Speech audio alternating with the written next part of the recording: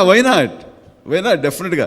ఇప్పుడు ఇదే చోట, ఇదే పార్క్ హయత్లో, ఇదే ప్లేస్లో నా బర్త్డే జరిగినప్పుడు బాలకృష్ణ, నేను, సల్మాన్ ఖాన్ ఇదే స్టేజ్లో చాలా చక్కగా డ్యాన్స్ వేసాం. నా డ్యాన్స్ నెంబర్స్కి బాలకృష్ణ గారు చాలా ఎగ్జైట్ అవుతూ ఆయన సరదాగా డ్యాన్స్ వేసి మమ్మల్ని అందరినీ ఆనందం చేశారు.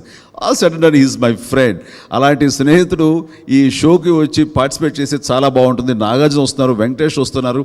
వాళ్ళిద్దరు ఈ పాటికే వాళ్ళ యాక్సెప్టెన్స్ తెలిపారు.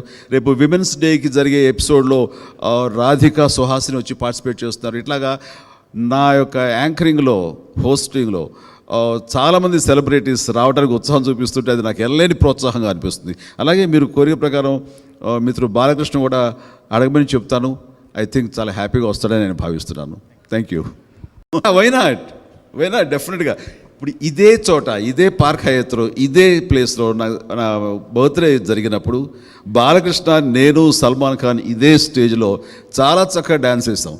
నా డ్యాన్స్ నెంబర్స్కి బాలకృష్ణ గారు చాలా ఎగ్జైట్ అవుతూ ఆయన సరదాగా డ్యాన్స్ వేసి మమ్మల్ని అందరినీ ఆనందం చేశారు.